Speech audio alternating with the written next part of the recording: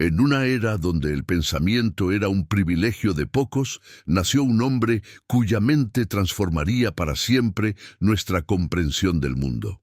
Este es el viaje por la vida de Aristóteles, filósofo, científico, lógico, mentor de reyes y arquitecto del pensamiento occidental. Nos adentraremos no solo en los hechos de su vida, sino en la profundidad de su pensamiento, en las raíces culturales que lo formaron y en la evolución de una inteligencia que moldeó los pilares de Occidente. Nos preguntaremos no solo quién fue Aristóteles, sino qué significa haber pensado como él. Su nacimiento en Estagira, una ciudad periférica del mundo helénico, no anticipaba que aquel niño se convertiría en el genio que transformaría la forma en que entendemos la realidad. Su padre, médico de la corte macedonia, le transmitió una mirada empírica y racional. Su infancia estuvo marcada por la orfandad, pero también por el contacto con la medicina, el cuerpo, la vida y la muerte. Desde el inicio, Aristóteles aprendió a mirar el mundo no con temor, sino con asombro disciplinado. Cuando llega a Atenas y entra en la Academia de Platón, el joven estagirita se enfrenta a las ideas más profundas del alma humana, pero también comienza a cuestionarlas. A diferencia de su maestro, no cree que el mundo real sea una ilusión, sino que en él está la clave de todo conocimiento. Observación, comparación, análisis. Aristóteles no mira hacia arriba, sino hacia lo que pisa, y así nace un nuevo método. En este documental de larga duración, no solo narraremos su biografía cronológicamente, sino que cruzaremos las disciplinas. Porque Aristóteles no era un especialista, era un universo completo. La lógica, la ética, la política, la biología, la física, la retórica, la poética, todo en él está unido por una sola pregunta. ¿Qué es el ser humano y cuál es su lugar en el cosmos? En tiempos de fragmentación y ruido, su pensamiento nos recuerda la necesidad de un orden, de una estructura racional, de una vida virtuosa. A lo largo de este video, exploraremos su entorno familiar y el clima político de Macedonia, su etapa como discípulo y luego crítico de Platón, sus viajes, descubrimientos y el nacimiento de su propio sistema filosófico, su experiencia como tutor de Alejandro Magno y su influencia en el mundo helenístico, la fundación del Liceo y el modelo educativo más riguroso del mundo antiguo, una revisión profunda de su obra completa, el eco de su legado en el cristianismo, el islam, la ciencia y el pensamiento contemporáneo. Y finalmente, meditaremos sobre lo que Aristóteles aún tiene para decirnos hoy. En medio del caos, su filosofía nos habla de equilibrio. Frente al nihilismo, nos habla de propósito. Ante la ignorancia, nos ofrece método. Esta no es solo la historia de Aristóteles, es también la historia de lo que significa pensar y quizás de lo que significa vivir. Macedonia, siglo IV antes de nuestra era. En el norte de la Grecia continental, lejos de la sofisticación intelectual de Atenas, se alzaba una región vigorosa, agreste, orgullosa. Macedonia no era aún el gran imperio que conquistaría el mundo helénico, pero ya latía en su interior la ambición que pronto haría temblar a Oriente. En ese escenario, en la ciudad costera de Estagira, nacería el que se convertiría en uno de los pensadores más grandes de la historia, Aristóteles. Estagira era una polis jónica fundada por colonos andrios. Su cultura combinaba la influencia helénica con elementos tracios. En esta región, aún no penetrada por la democracia radical de Atenas, la vida estaba marcada por la tradición, la naturaleza y una fuerte conexión con el mundo físico. Nicómaco, padre de Aristóteles, era médico de la corte de Amintas Treso, padre de Filipo II. Pero más que un simple galeno, Nicómaco era un asclepíade, descendiente de la escuela hipocrática. El joven Aristóteles Creció rodeado de instrumentos médicos, estudios anatómicos, observaciones del cuerpo. Aprendió desde niño que el conocimiento nace del contacto directo con la vida. A una edad muy temprana, Aristóteles quedó huérfano de padre y madre. Fue acogido por su tutor, Proxeno de Atarneas. Esta orfandad no solo marcó su sensibilidad emocional, sino que forjó una voluntad de comprender el orden del mundo como quien busca sentido ante la pérdida. La medicina, la religión local, el ritmo natural de los ciclos biológicos, todo esto quedó impreso en la mirada del joven Aristóteles. Su posterior obsesión por clasificar, nombrar, ordenar y analizar el mundo proviene no de la teoría, sino de la experiencia directa con la vida. Su filosofía será desde el inicio una medicina del alma. Filósofos contemporáneos como Martha Nussbaum y Jonathan Barnes han propuesto que la temprana exposición de Aristóteles a la medicina influenció profundamente su epistemología. Observar primero, juzgar después. Así, la orfandad y la ciencia lo guiaron a desconfiar de los mundos ideales y a abrazar el mundo tangible. Tras dejar atrás las montañas de Macedonia, Aristóteles llegó a Atenas a los 17 años. Lo hacía como un joven decidido, marcado por la ciencia de su padre y por la orfandad temprana, pero también por una inquietud voraz: entender el mundo. Su destino era la Academia de Platón, la institución más influyente de pensamiento en todo el mundo helénico. Fundada en honor a Academos, la academia era más que una escuela, era un templo del pensamiento. En sus muros resonaban ecos de Sócrates, de Pitágoras, de Parménides. Platón, su fundador, impartía enseñanzas sobre un mundo inteligible, superior, eterno. Platón enseñaba que este mundo es una copia imperfecta de otro superior, el mundo de las ideas. Para él, lo real no era lo visible, sino lo eterno e inmutable. Aristóteles escuchaba, aprendía, respetaba, pero comenzaba a dudar. Aristóteles, aunque discípulo leal durante 20 años, empezó a cuestionar la separación entre lo sensible y lo inteligible. Su intuición le decía que la verdad estaba aquí, en lo concreto, no en un más allá abstracto. Así germinaba su pensamiento. El conocimiento no nace del desprecio al mundo, sino de su estudio detallado. Discutieron sobre el alma, la política, la naturaleza del conocimiento. Para Platón, el alma debía liberarse del cuerpo. Para Aristóteles, el alma es la forma del cuerpo. Sin él no es nada. Platón quería reyes filósofos. Aristóteles buscaba ciudadanos virtuosos.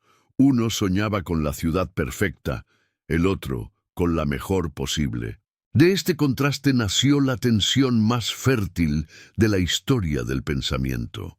Aristóteles no destruyó a Platón, lo completó, lo reformuló, lo corrigió, así como un hijo intelectual que honra pero también supera a su padre espiritual. Tras la muerte de Platón, Aristóteles no fue nombrado su sucesor. La dirección de la academia pasó a Espeusipo. Tal vez por diferencias doctrinales o por su origen macedonio, Aristóteles decidió marcharse. Su viaje no sería una huida, sino una expansión. El mundo entero se convertiría ahora en su aula. Y así, con la sabiduría adquirida y las preguntas aún abiertas, Aristóteles abandona Atenas. Comienza su etapa como pensador independiente, donde el mundo natural será su nuevo maestro. Aristóteles abandona Atenas con el espíritu colmado de preguntas. Tiene ahora 37 años. La muerte de Platón, su exclusión de la dirección de la academia y su creciente incomodidad con el mundo de las ideas lo impulsan a recorrer nuevos horizontes. Pero su viaje no es huida, es búsqueda. Así comienza su etapa como pensador independiente. Asos era un centro cultural vibrante, gobernado por Hermias, Un tirano ilustrado y filósofo. Aquí Aristóteles encuentra un clima de libertad intelectual. Es en esta ciudad donde comienza a sistematizar sus ideas, especialmente en biología. Hermías no solo fue su protector, sino también su amigo íntimo. Cuando Hermías fue ejecutado por los persas, Aristóteles le dedicó un himno fúnebre cargado de emoción y profundidad filosófica. Se casó con su sobrina, Pitias, una figura que acompañó silenciosamente su pensamiento. En Mitilene, Aristóteles observa el mundo natural con obsesión científica, disecciona peces, describe moluscos, clasifica vertebrados. Aquí nace la zoología como disciplina. Para él, entender la forma y función del cuerpo es comprender el propósito de la vida. El pensamiento aristotélico se aleja de la contemplación pura y abraza el método: observar, registrar, comparar. Esta praxis empírica lo convierte en el precursor de la biología moderna. Su filosofía natural une cuerpo, alma, entorno, función y fin. En estos años, escribe tratados sobre generación de los animales, movimiento y sobre el alma. El alma ya no es una entidad separada, sino la forma del cuerpo vivo. Así nace su teoría hilemórfica. Todo ser es compuesto de materia y forma. Con su pensamiento consolidado y una vasta experiencia en observación empírica, Aristóteles se prepara para regresar a Macedonia. No lo sabe aún, pero está por convertirse en el maestro de un joven que cambiará el mundo, Alejandro. Llamado por el rey Filipo II, Aristóteles volverá al corazón del poder macedonio. Su nuevo alumno no será un discípulo común, será el futuro conquistador de Oriente. En el año 343 a.C., Aristóteles es llamado de regreso a Macedonia por el rey Filipo II. Su misión: educar al joven heredero del trono, Alejandro. No es una tarea común. Se trata de formar no solo a un futuro monarca, sino a un espíritu destinado a trastocar la historia del mundo. La relación entre Aristóteles y Alejandro será un puente entre la filosofía y el poder. Filipo comprendía el valor del pensamiento en el arte de gobernar. Al llamar a Aristóteles, buscaba un guía intelectual que formara a su hijo no solo en el combate, sino en la virtud, la retórica, la historia y la lógica. Alejandro, con apenas 13 años, se mostró curioso, ambicioso, dotado de una memoria prodigiosa. Aristóteles le enseñó ética, política, mitología, literatura homérica, zoología y ciencias naturales. Usó como base una versión comentada de la Ilíada que Alejandro llevaría siempre consigo. La educación que Aristóteles diseñó era integral, cultivaba el carácter, la prudencia, la templanza. Enseñó a Alejandro a discernir entre la tiranía y la justicia, entre la ambición legítima y el exceso. Buscaba formar a un rey filósofo. Pero el alumno superó al maestro en poder y ambición. A medida que Alejandro conquistaba Asia, fundaba ciudades y sometía imperios, la visión del filósofo comenzaba a ser desafiada por la realidad. ¿Puede un rey justo expandirse por medio de la guerra? Aunque sus caminos se distanciaron, el eco de la enseñanza aristotélica perduró.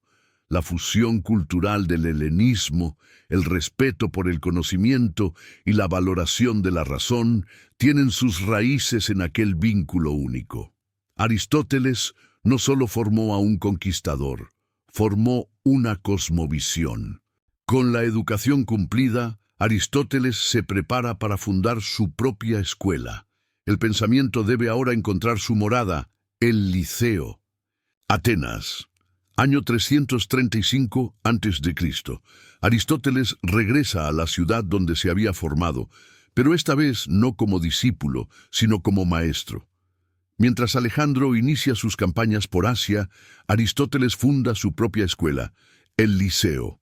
A diferencia de la Academia de Platón, el Liceo será un centro donde el conocimiento no se contempla a distancia, sino que se recorre, se experimenta, se organiza.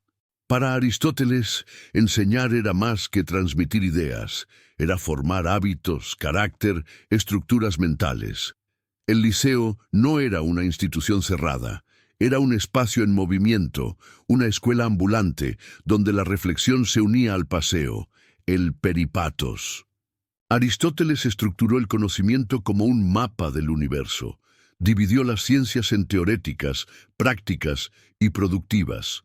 Todo tenía un lugar, la lógica como herramienta, la metafísica como cima, la ética como guía, la biología como raíz. Esta organización sistemática marcó un hito en la historia de la educación. El nombre peripatético viene del hábito de enseñar caminando.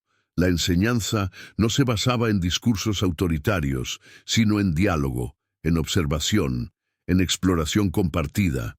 El saber para Aristóteles debía ser vivido, no solo escuchado. El liceo fue también un centro de conservación de textos. Se copiaban obras, se catalogaban especies animales, se recolectaban objetos naturales.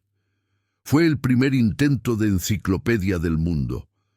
Aristóteles y sus discípulos clasificaron todo, desde los tipos de gobierno hasta los órganos de los peces. El liceo era también una comunidad.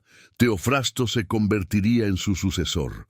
Juntos investigaban la naturaleza, la música, la política. Era una red viva de pensamiento en expansión, una república intelectual sin fronteras.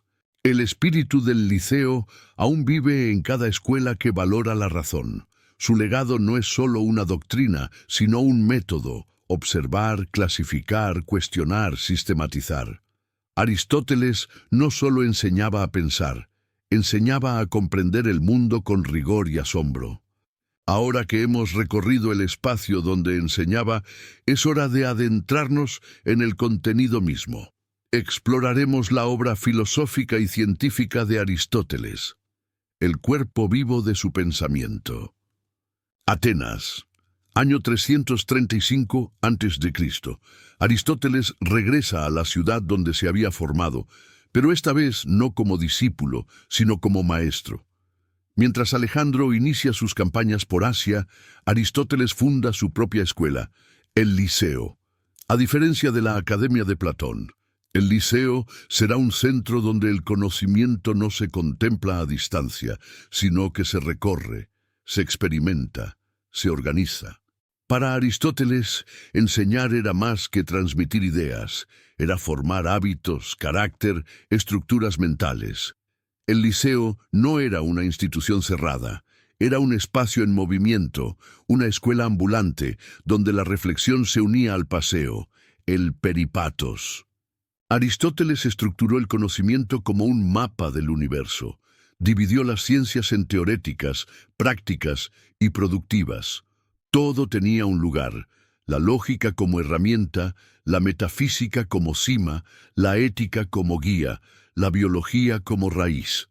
Esta organización sistemática marcó un hito en la historia de la educación. El nombre peripatético viene del hábito de enseñar caminando. La enseñanza no se basaba en discursos autoritarios, sino en diálogo, en observación, en exploración compartida. El saber para Aristóteles debía ser vivido, no solo escuchado. El liceo fue también un centro de conservación de textos. Se copiaban obras, se catalogaban especies animales, se recolectaban objetos naturales. Fue el primer intento de enciclopedia del mundo. Aristóteles y sus discípulos clasificaron todo, desde los tipos de gobierno hasta los órganos de los peces. El liceo era también una comunidad. Teofrasto se convertiría en su sucesor. Juntos investigaban la naturaleza, la música, la política. Era una red viva de pensamiento en expansión, una república intelectual sin fronteras. El espíritu del liceo aún vive en cada escuela que valora la razón. Su legado no es solo una doctrina, sino un método: observar, clasificar, cuestionar, sistematizar. Aristóteles no solo enseñaba a pensar, enseñaba a comprender el mundo con rigor y asombro. Ahora que hemos recorrido el espacio donde enseñaba, es hora de adentrarnos en el contenido mismo. En los próximos minutos exploraremos la obra filosófica y científica de Aristóteles, el cuerpo vivo de su pensamiento. Aristóteles no dejó una obra sino un universo. Sus escritos abarcan lógica, metafísica, ética, política, biología, psicología, poética, física y retórica. Su mente construyó un sistema del mundo que aún influye en cómo pensamos, hablamos y buscamos comprender lo real. A lo largo de los siguientes minutos, viajaremos por cada una de estas áreas, explorando no solo lo que dijo, sino lo que significó. La lógica para Aristóteles no es un saber más, sino el instrumento de todos los saberes. Su organón establece por primera vez reglas formales del pensamiento. El silogismo, la deducción, la inducción, formas de ordenar el mundo con rigor. Con ello, inaugura la lógica formal. Todo juicio se construye a partir de términos: sustancia, cantidad, cualidad, relación. Estas categorías básicas permiten describir cualquier realidad. Así, Aristóteles no solo analiza cómo pensamos, sino cómo hablamos sobre lo que existe. La retórica no es para Aristóteles una herramienta de manipulación, sino de persuasión ética. La dialéctica es el arte de examinar ideas en conversación. Ambas son necesarias para la vida política y filosófica. ¿Qué es el ser? La metafísica aristotélica busca el fundamento de todo lo que existe, lo que está más allá de la física. Define el ser como aquello que se dice de muchas maneras, y establece el concepto de sustancia como núcleo de lo real. Todo ocurre por una razón. Aristóteles identifica 4 causas en cada fenómeno: qué es, de qué está hecho, qué lo produce y para qué sirve. El telos, la causa final, es central. Todo se mueve hacia un fin. Dios, para Aristóteles, no es un creador personal, sino el primer motor inmóvil, pura actualidad que mueve sin ser movido. Un principio necesario que atrae a todo lo existente como fin último. La ética para Aristóteles no es una serie de mandamientos, sino una guía para la vida buena.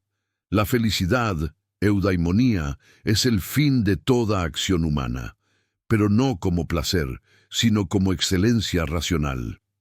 Las virtudes se cultivan con hábito y educación. Son medios entre extremos. La valentía es el justo medio entre la cobardía y la temeridad. Así también la generosidad, la justicia, la amistad, y sobre todas, la sabiduría. La política es la ética aplicada al conjunto. La polis existe para que el ciudadano florezca. Aristóteles analiza regímenes, constituciones y formas de gobierno. Su criterio: ¿cuál promueve mejor la virtud? Aristóteles fue un pionero de la ciencia empírica. Observó, comparó, clasificó más de 500 especies animales. Su método sentó las bases de la biología, anatomía y zoología. El alma no es una sustancia aparte, es la forma del cuerpo vivo. Hay 3 tipos: la nutritiva, plantas; la sensitiva, animales; y la racional, seres humanos. La mente humana puede abstraer, razonar y trascender. En su obra Poética, Aristóteles analiza el arte como imitación significativa. La tragedia provoca catarsis, purificación de las pasiones. El arte para él tiene función cognitiva y moral. No es solo belleza, es conocimiento emocional. Así como sus obras abarcaron todos los aspectos de lo real, también su vida llegaría a su fin bajo la sombra de nuevos conflictos. Nos adentramos ahora en los últimos años de Aristóteles, su exilio, su silencio y su muerte. A medida que la obra de Aristóteles florecía en el Liceo, los vientos políticos de Grecia comenzaban a agitarse. La muerte de Alejandro Magno en el año 323 a.C. desencadenó una ola de resentimiento contra los macedonios en Atenas. Y aunque Aristóteles era filósofo, Su vínculo con Macedonia lo convirtió en blanco de sospechas. Fue acusado de impiedad, el mismo cargo que había llevado a la condena de Sócrates. Pero Aristóteles no quiso repetir la historia. En sus propias palabras, no permitiré que los atenienses pequen 2 veces contra la filosofía. Abandonó Atenas voluntariamente y se refugió en Calcis, en la isla de Eubea, donde tenía propiedades heredadas de su madre. Allí, lejos del bullicio de la polis, vivió sus últimos días. Enfermo, aislado, pero aún reflexivo. Aunque su cuerpo se debilitaba, su mente seguía trabajando. Dejó instrucciones a Teofrasto para preservar y continuar su escuela. Reflexionó sobre la fragilidad humana, el tiempo, la muerte. Murió en el año 322 a.C., a los 62 años. Murió el hombre, pero no su pensamiento. Su legado sobrevivió a guerras, religiones, imperios. Fue redescubierto por el Islam, preservado por Bizancio, traducido por los escolásticos, revalorizado en el Renacimiento. Aristóteles sigue vivo donde haya una mente que pregunte ¿por qué? Así termina nuestro viaje por la vida y obra de uno de los más grandes pensadores de la humanidad. Aristóteles nos enseñó que el saber es una forma de vivir, que la verdad no se hereda, se busca, y que el mayor acto filosófico es seguir preguntando. Si este viaje por la mente de Aristóteles te ha iluminado, te invitamos a suscribirte a nuestro canal Read Look Aprende. Comparte este video, déjanos tus pensamientos en los comentarios y ayúdanos a llegar a los primeros 1000 suscriptores. Gracias por pensar con nosotros.